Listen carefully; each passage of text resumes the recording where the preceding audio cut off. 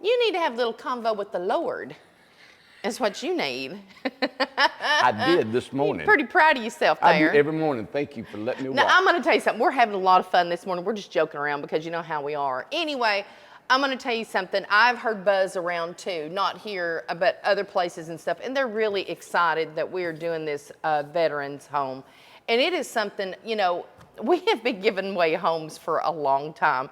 Even before we couldn't, it's not that we can sit and afford all this stuff, but I'm telling you what, you have to, we feel you have a responsibility as, number one, as a human being, no matter what amount of money I've ever had and Randy's ever had, whenever we met and all this stuff, you give. I don't care what you give when you ain't got nothing, you give when you got something. You don't wait till you have something to give. You really need to be always in a giving heart, giving spirit. It's the way we're supposed to be as humans.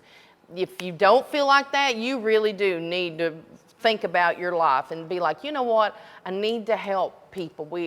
People need help.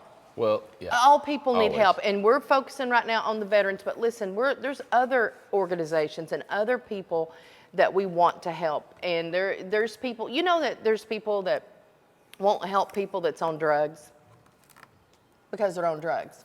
It's like, okay, what I do to think about helping people is that, what if it was your child? What if it was your family member or something? What if, you know, you walk past that person that's right there on the corner and stuff like, oh, you know what, I work for my money and they're just begging, they're just what's that $10 gonna do? Give it to them. I don't care what they go do with that $10. Give it to them. Help them out. You know what I'm saying? Have a heart of things. And the veterans really, you know, there's a lot of people now that have jumped on to help veterans, and I'm so glad because of what they have done for our country. And we should give back to the policemen, to the firemen, to the veterans, to all kinds of different organizations, you know, people who are struggling with drugs and all kinds of different problems. Well, Parker's got his nonprofit It's in Knoxville. such a great thing. And he helps, you know, the guys coming out of prison and rehab. Yes. And yes. he's actually got 2 grants now that he's going to have. We built 5. Great. He's building 10 more. Yes. And he's got, I think, 30 or 40 acres in Knox County where he hopes to have hundreds of these and building a complete community that's helping people transition from that. You know, So think about that with you saying it, and I'll let you finish your thought, but think about coming out of prison. You're trying to do the best you can. You served your time and you're coming out and you are in such a wonky, you know, this is just stories I've heard, mentality. Sure. You really don't know how to function in society. So how are you supposed to come out of there? You got no credit score probably. You ain't got no money. You got nowhere. You know, when you go to get a house, an apartment, you have to fill out an application. You have to be approved. You have to do, how are you supposed to live somewhere? You can't get established. You can't get established. And that's why a lot of these people, when there's not a program or places or people that are helping you, you can't get ahead. You are not going to be able to get ahead, and then you get back in your bad mind frame, and you might get back into what you were into, and back in prison. And if you made money, you know, stealing or whatever it is, you get right back into it easy. But it's very sad. Parker's heart for that and his nonprofit and the church that he works with. You know, for years I built homes by just myself. Yes. Or 1 or 2 guys, and I never worked with other contractors or others. We did everything: wire, plumb, block, framing, roofing. Yes. We did it all. So I didn't subcontract anything out. Right. And that was for almost 30 years. Yeah. So I wasn't, even though I was in the trades, I wasn't out there in the mix of all the tradesmen that need to work. So, you know, when you come into a manufacturing and you hire so many people, you get into so many lives. And I remember when I first come to Knoxville, I went to a church. And this pastor, they were very active in the city and the people here. And the pastor's wife said to me, she goes, you know, I'll never have anything materialistic. And she said, how can you, when you're looking around and you open your eyes and you see the need? Yeah. She said, I can't keep something knowing somebody else need that too. Yeah. You know, and they've never starved. No, They don't have a Mercedes, or they don't have a lot of physical things that they've acquired. But they're just nothing but give all the time, man. And they've given their life to that. Now, you can't outgive. I mean, there's such a need. You can't out. So you can't give can't give to where you don't have, and your family doesn't have. And there's nothing wrong with having money. There's nothing wrong with buying things. There's nothing wrong with getting a boat. There's nothing wrong with going on vacation. Great. Nothing like that. But if everyone could be aware that, you know, to give and not to just have I'm just going to take care of me and my family and that's all there is to it. Sometimes that is all you can do, but you know, there's other ways too. It's not just money. There's this time that I've learned over the years of giving people your time, giving people some old clothes or something that you already have, things like that. You know what? Stopping doing and talking. Unselfish things. Yeah, stopping and talking is a big thing. Like you said, the time is just being somebody's friend. Just saying hi, good morning to somebody, or go makes my day when somebody comes and does something nice to me. Absolutely. You know, I like the people to stop and wave to me. Yeah. You know, and smile. Well, okay, I'll give you an example. I parked behind the building here, and Nick was back there too. So I talked to a lady in the community, her and her little dog, and then I saw Curtis coming by with his dog, and then I saw Nick this morning. So so I got out of my truck, and I talked to 3 people before I come in here. Were they nice, Amanda? Yeah, they were nice. I mean, Nick's right there. Of course, Nick's nice. Nick's not nice. I bet he was mean to you, wasn't he? No, he was not. He insulted you. Steve, you're late. What? Don't say that. No, Nick is a very nice person. Well, we preached this morning. It's ready to go. Yeah. Anyway, we're just saying we're very excited about this veterans program. And we're going to be talking about that. We're doing the video today over in Knoxville. And today's the kickoff. Yeah. And this is our first, well, not our first. We've done it. We've got a couple other homes that we're going to use as a, I don't know, it's not a nonprofit. Yeah, we build 100 homes. We want. I know, we got to figure out, we may do a nonprofit. We really don't know what to do. We just been given. But we work with organizations to find the people that are in really need. So I'm glad you're saying that this time. So what we've done this time, we are not choosing the person that this goes to, okay? So we have teamed up with WATE 6 News, and we have our program that's Homes for Heroes, right? And we presented that to them, and they like the whole idea of it. So they're helping us give away this one home. So they actually called it Home for a Hero, with it being one house, one time doing it and showing it on the news. So we are going to go over there to WATE today. The house is over there. It's decorated. Melody went over there and got everything all decorated up. And they're going to have 4 Fridays, starting this Friday, today. And they're having a cookout for veterans to come eat for free. You can sign up for the giveaway, which is on WATE.com. Channel 6. Yeah, exactly. Now, I had to, when I went on the page yesterday, which I was on my phone, so I had to scroll all the way to the bottom to find it. I couldn't find to register, so I didn't know where it was at, so I just wanted to see the location. Yeah. So scroll down, just look for it was on the main page on my phone, and it says Home for a Hero, register to win a tiny home or something like that, and that's it. So sign up there. They are going to choose. I'm not sure who it is that's choosing or how they're deciding, but we're not going to be choosing who the winner is. So good luck to everybody that registers. We hope it's somebody who really, really needs the home, or if they win the home, they give it to someone who really needs the home. So we're hoping that. Yeah, and you know, all this came about, I think it was almost 8 years ago. We built the house in 24 hours. And we built it 24 hours in a mall parking lot, and we auctioned it off. Yeah, College Square Mall in Morristown. And all the proceeds went to a veteran, local veteran. Yes. So we've been doing this for quite a while, and my I don't know, it's never been my dream. It's just kind of come about. But building these homes, as you guys can see, in this manufacturing setting, you know, as you can see, we have the floor system here. And this is the new floor that Amanda adores. She loves this new floor. The blonde-looking floor here. Until she gets sick of it again. I'll get sick of it, but I'm not sick of it right now. So, is this called hickory? Is that what you all were calling it? I'm not sure. Yeah. Anyway, this. She always asks me a question. I have no idea. Well, I mean, every time I ask you a question, you don't know the answer. So maybe you should get quit asking me questions. You should need to get like more book smart or something. Well, quit asking me questions in front of the world. You don't like that? The whole wide world. Well, why don't you learn something? The whole wide world. The dusty roads. The World Wide Web. What was it? Lindsay told Randy one time. She said something. About, yeah, that's like the whole wide world. And he said, how do you don't know the whole wide world? Why would you say that? He's like, yeah, how do you know that? Yeah. Like you question. She was like 13 or something. Like you annoy. I got her. You annoy I'm everybody. not gonna let a kid get on me like that. I'm gonna dominate, man. You sure did. Moving on. Yeah, she calls me stepdad Brandy. She does. She does. Every time she looks at it, she goes, oh.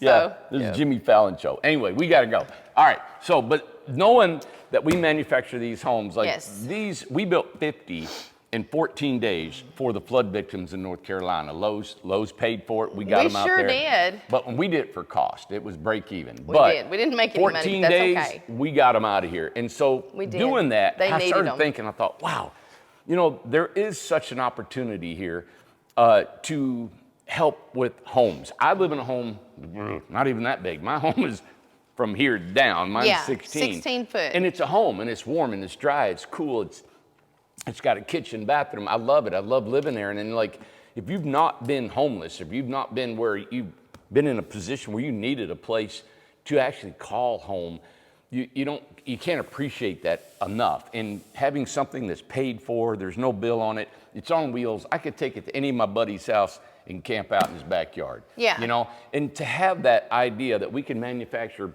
thousands of these things, how come why can't we be able to flip that and help people with housing? Well, so let me just bring up something that Randy probably won't bring up, is that, after the resort, after we lost the resort back in, it took into 2008 was just when everybody lost everything. It was just a big old mess. And then 2010 was the final walk out of the resort. We held out as long as we could. There was just three of us. Randy's friend and me and him was running the resort, a huge resort. And when he left, I have never in my life been homeless, ever. I've always had a home. I have my home place. I've always had a home to go to.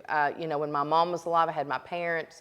I could go to their house if I had to. I always had somewhere to go, but I always had a home, actual home base, right? So when we lost the resort, Randy literally left there with one of the Tacomas, one of the maintenance trucks. They took everything. Oh yeah, it was the Ford. Okay, yeah, it was. That is right. It was too old. It was a '97. So he left with the truck and just some hand tools that we ended up selling at the flea market in Morristown. But he had nowhere to go, and the kids were still younger. So Randy couldn't come live at my house. We were not married at that time. We were just dating. And so I'm in Morristown. I have my family in the house, and my kids going to Hamlin County schools and stuff. Randy's boys were going to another school, and you're divorced and all that kind of stuff. And he had no home, nowhere to go, literally. And we had no money. I mean, we had no money. Nothing. So what he had to do is Yump, I mean, you can cut this out if you want to, but Yump, who is his excavator that does all the excavating here and stuff, and that did it at Brothers Cove, had a piece of land that it was just a raw piece of land. Foster, who had bought Randy's parents' camper, old camper, let him take that camper over on Yump's property and hook it up and live in it. You had a washing machine outside on a skid, just hooked up to electricity, and it was tough. You did not have a home, so you have actually been homeless, and that was for a while. I don't know how long that went on because Randy had to start taking jobs out of state. There was just no work, and taking other jobs, and I started doing part-time jobs and working in the factory again and all that stuff. So we went on for a while before we did the tiny homes. 5 years. Was it 5 years? Oh, I guess it was. So anyway, so that went on for a long time. So you did not have a home for a very And I didn't long stay in time. that camper. I stayed in it for about 6 months, and Yeah. I wanted to build a dome house out of sandbags. Yes, that's right. And there was a guy on the internet, they would fill Earth bags or earth something. bags. Yeah. And it wasn't an earth ship, but it was an earth bags. And I think he was Iranian, and he was an engineer. Yes. And you guys could go on, and there's these tubular sandbags. I ordered them. You did. It was only like $200 to do a whole house. And you know, I took pictures. I have pictures somewhere, and you and the boys started this earth house. Yep. You did on that land. Wayne up here, that's our buddy. You guys seen Wayne? He had a concrete mixer that his dad had in the 60s. Yes, that's right. He brought it over. He did. Do you know how I ran that thing? I was there. I can't remember though. On a washing machine motor. I did not know that. I hooked it to a washing machine motor, turned the mixer. Okay. And then Yump, he brought a load of sand. Yes. And I took a bag of concrete and we mixed it. I remember. And I took a piece of pipe and cut it in half and made a chute down in the You bottom. made a chute. Yump dug it all out for me for free. And then I started putting the bags, and Yes. I had never, and I have worked, but I looked at Talk this. about some. I don't know how. After 3 hours, my boys passed out. Everybody was It exhausted. was grabbing sand and working out. It was tough. It was made to have an army of people. Yes. To build those, and It was made for like other countries whenever they don't have shelter and stuff. So a lot of these missionaries and churches would go over there and do this sandbag housing. But it was a dome. We're talking. It was a lot of so people. excited. I was going to do the whole thing for like $700-800. It was like a beehive. Yeah. It's what it was going to look like. And I was so excited about it. The boys were, and it's like, oh my man, it was so overwhelming. It was very overwhelming. So Yeah. there was literally only it's probably still there, 2 or 3 Yump sold that property. Oh, did he? Yeah, it's Oh, gone. I didn't know what happened to it. So. What I did is they had that motorhome, right? Yep. And my boys would come over, and there's nowhere to sit. There's And nowhere when to I watch say TV. motorhome, guys, it was 1970 what? This was in late Okay. early 80s. So it was a very old camper, and it smelled like an old camper. So I cleaned the whole thing, remember? Of course you did. So I cleaned the whole thing, got it all freshened up, put flowers, and just tried to get everything right for him and the boys. And we would watch TV in there, remember? We'd watch TV, and I remember us watching Jersey Shore one time in there. I don't know why I remember that, but that's all he had at the time. And like I said, I've never been homeless myself, but there's a lot of people that watch us that have been homeless and know what that remember the feeling room I is built like. on the side of it? You did. Yeah, you took the So I built stuff a out room.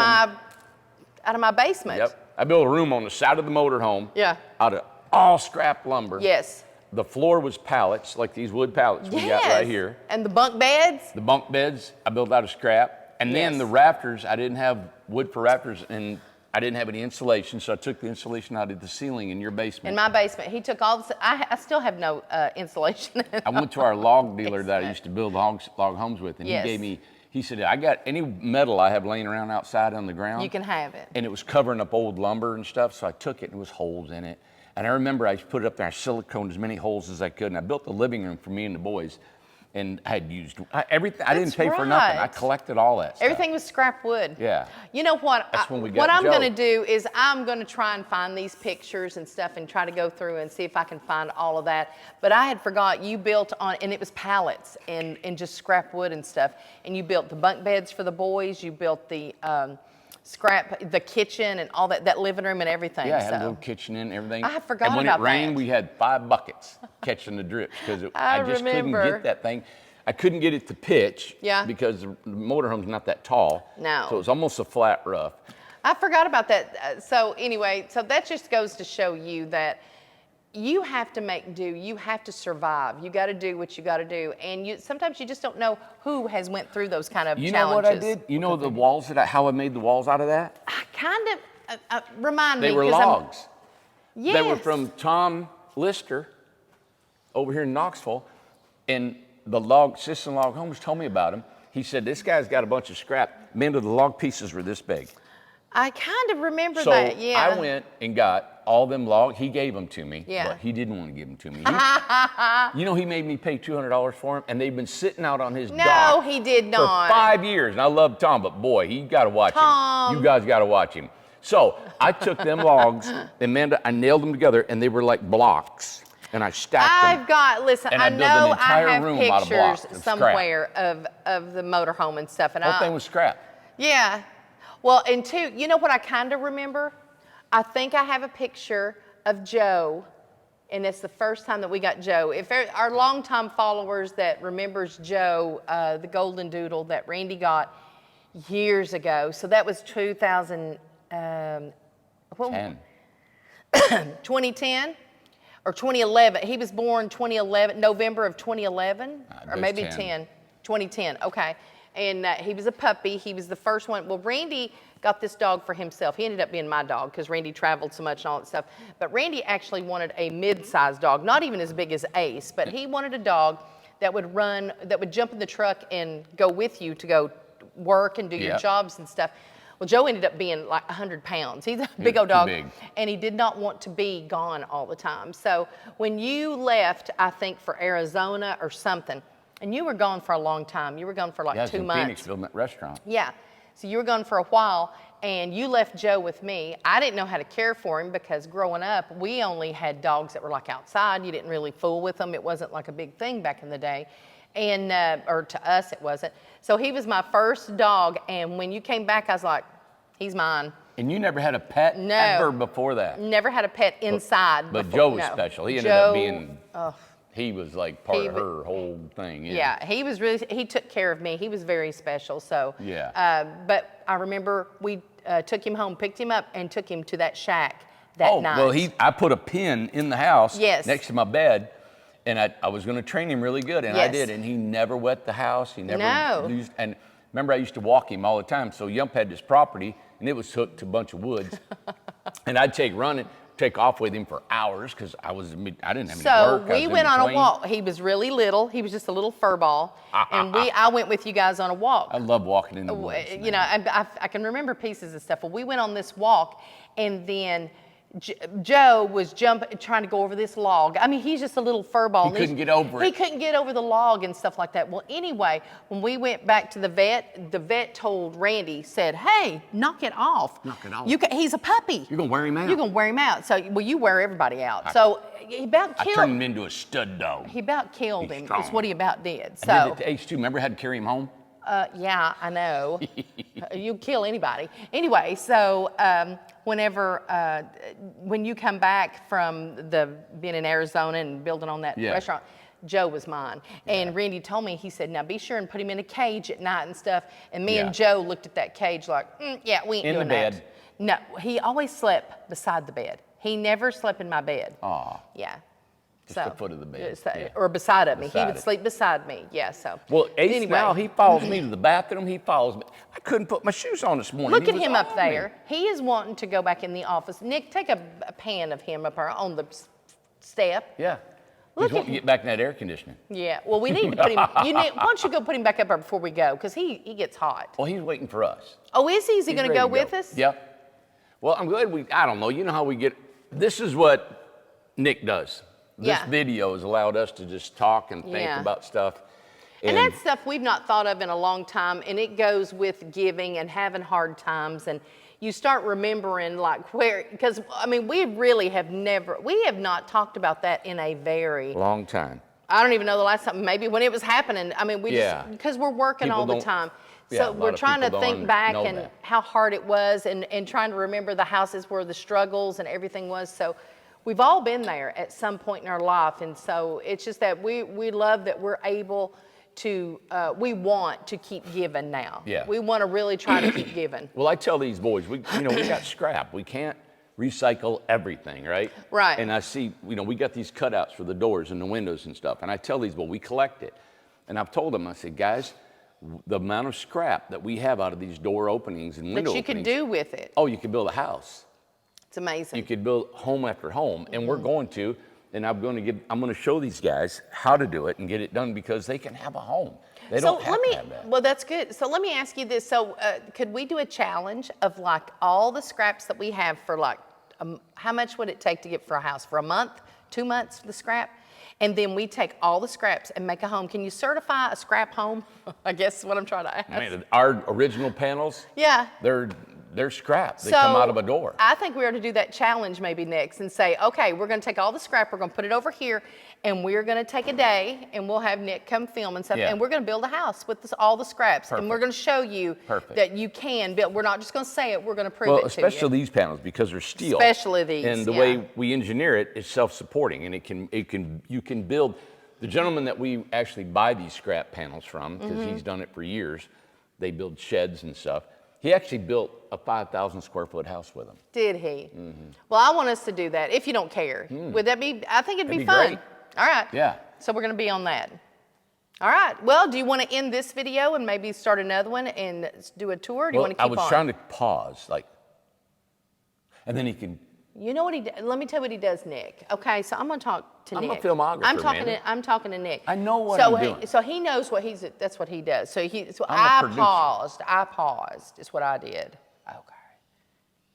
So he did it again. I've learned that you got to pause. Did you see that on TikTok? No, Carson told me, and then he can edit it. And okay, Dad, now you can go to the next one. All right. Well, thank you for watching this video, because what we wanted to put across this morning, we are going to do another video and we're going to show some houses and everything like that. But we really wanted to talk about the giving this morning and, the reason for giving and how it feels good to give. It feels good to help, and we all need to help people because everybody needs help. Even people that you think don't need help need help. So I need help. We ain't helping you. Thank you, guys. Bye. We ain't helping you. We ain't helping you.